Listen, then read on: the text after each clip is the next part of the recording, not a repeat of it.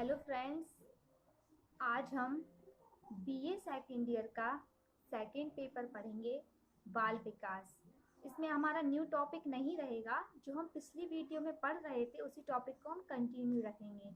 विकास को प्रभावित करने वाले तत्व, वंशानुक्रम और वातावरण। तो उसने ये पढ़ लिया था कि विकास कैसे प्रभावित होता है, किन चीज़ों से। तो विकास दो चीज़ों से प्रभावित होता है, पहला वंशानुक्रम और दूसरा वातावरण। तो वंशानुक्रम क्या होता है? जब बच्चा माँ के पेट के अंदर होता है, गर्भ के अंदर, तो उसके अंदर जो सारे गुण आते हैं वो वंशानुक्रम के गुण कहलाते हैं। वंश जैसे दादा दादी, माता पिता, नाना नानी, इन सब के। और वातावरण, जब बच्चा बाहर जन्म लेकर आता है तो बाहरी वातावरण के बाद उसमें जो विकास होता है वह वातावरण के कारण होता है। तो वंशानुक्रम की डेफिनेशन, इसका अर्थ, ये क्या होता है, ये सब हमने पढ़ लिया था पिछली वीडियो में। आज हमारी हेडिंग रहेगी इसमें वातावरण। आज हम बताएंगे कि वातावरण क्या होता है और बच्चे इससे कैसे प्रभावित होते हैं। तो हेडिंग डालेंगे वातावरण, इन्वायरमेंट। इसमें लिखेंगे वातावरण से तात्पर्य उन बाहरी शक्तियों, परिस्थितियों तथा प्रभावों से है जो जन्म के बाद किसी प्राणी को उसके विकास में प्रत्यक्ष या अप्रत्यक्ष रूप से प्रभावित करते हैं। अतः बालक के विकास को निर्धारित और प्रभावित करने वाले आनुवांशिक तत्वों को छोड़कर शेष सभी तत्व वातावरण के अंतर्गत ही आते हैं। किसी भी बालक को वंशानुक्रम गुण जन्म से पूर्व गर्भधान के समय प्राप्त हो जाता है, किंतु गर्भधान के पश्चात गर्भकालीन विकास से ही जो दशाएं व परिस्थितियां उसके विकास को प्रभावित करती हैं वे वातावरणीय संबंधित होती हैं। अब हेडिंग डालेंगे वातावरण का अर्थ एवं परिभाषा। Environment means of definition. इसमें लिखेंगे वातावरण एक व्यापक शब्द है। इसके अंतर्गत वे सभी भौतिक तथा अभौतिक वस्तुएं शामिल रहती हैं जिनका प्रभाव व्यक्ति के सर्वांगीण विकास पर पड़ता है। पैराग्राफ चेंज करके लिखेंगे वातावरण को पर्यावरण भी कहा जाता है। पर्यावरण दो शब्दों से मिलकर बना है, परि प्लस आवरण।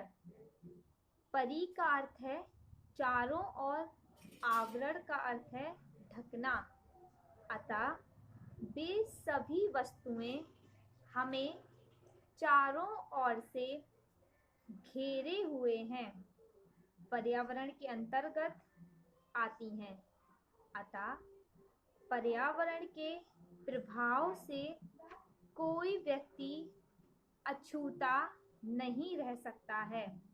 अतः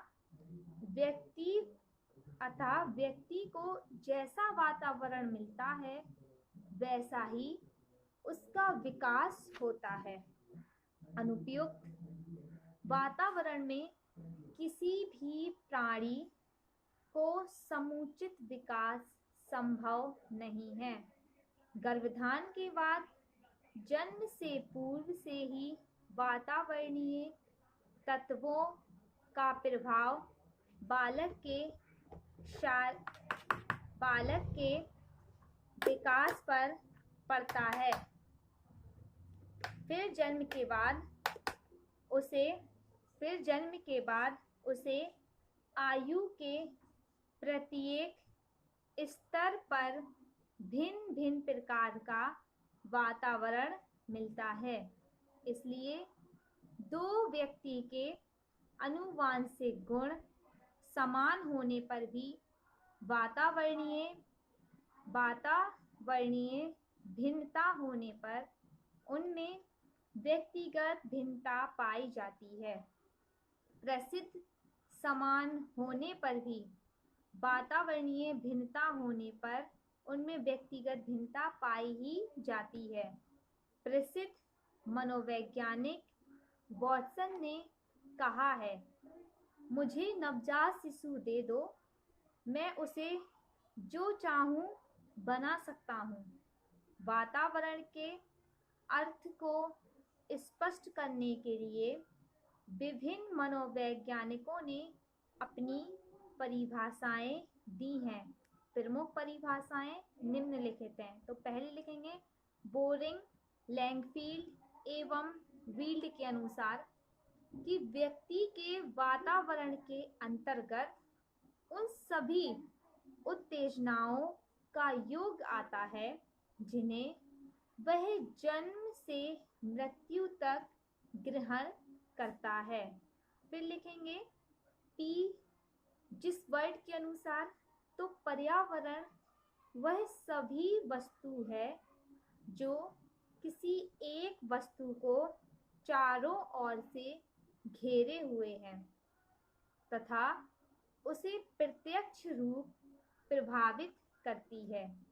फिर लिखेंगे टी डी इलियट के अनुसार, तो किसी भी चेतन पदार्थ की इकाई के प्रभावशाली उद्दीपन एवं अंतःक्रिया के क्षेत्र को वातावरण कहते हैं।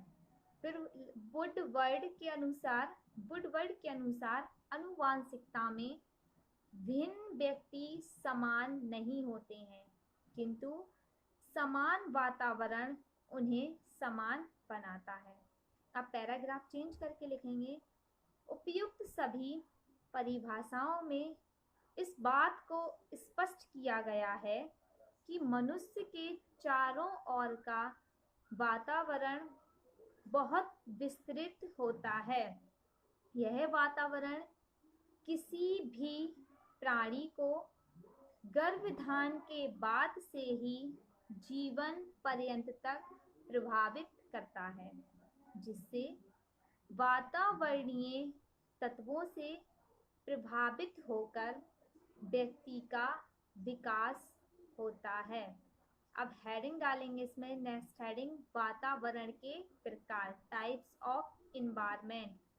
तो इसमें लिखेंगे प्रत्येक बालक को अपने विकास क्रम में कई प्रकार के वातावरण मिलते हैं जो प्रत्यक्ष व अप्रत्यक्ष रूप से विकास पर प्रभाव डालते हैं। तो इसमें फर्स्ट हेडिंग लिखेंगे आंतरिक वातावरण या जन्म पूर्व वातावरण।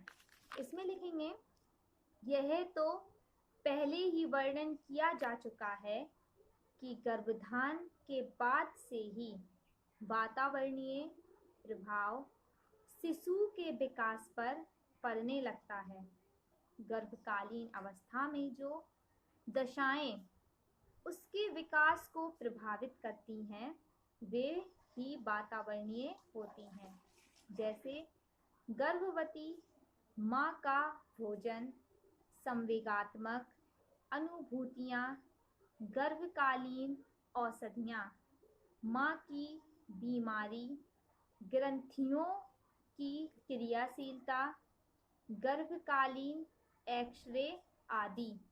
इन सभी दशाओं का गर्भस्थ शिशु के विकास पर प्रभाव पड़ता है। यदि किसी माँ को गर्भकालीन अवस्था में संतुलित व पौष्टिक भोजन नहीं मिलता है तो जीन्स द्वारा स्वस्थ आनुवांशिकता प्राप्त करने पर भी बालक संतुलित भोजन के अभाव में कमजोर ही रहता है। इसी प्रकार यदि माँ संपूर्ण गर्भकाल में संवेगात्मक रूप से अस्वस्थ रहती है तो जन्म के बाद शिशु में संवेगात्मक अस्थिरता पाई जाती है। ऐसे बालक अंतर्मुखी और दब्बू प्रकृति के होते हैं। अतः गर्भकालीन अवस्था में आनुवांशिकता के साथ साथ आंतरिक वातावरण भी शिशु के विकास को प्रभावित करता है। नेक्स्ट हेडिंग डालेंगे, सेकंड हेडिंग, जन्म के बाद का वातावरण। तो इसमें लिखेंगे जन्म के तुरंत बाद ही शिशु को एक नया और विभिन्न वातावरण प्राप्त होता है जिसमें उसे स्वयं को समायोजित करना पड़ता है। यदि कोई बालक आनुवांशिक गुणों को प्राप्त कर स्वस्थ पैदा होता है लेकिन जन्म के बाद उचित देखभाल के अभाव में रोगग्रस्त हो जाता है या आयु के अनुसार समुचित रूप से वृद्धि नहीं करता है तो यह वातावरण के प्रभाव के कारण ही होता है।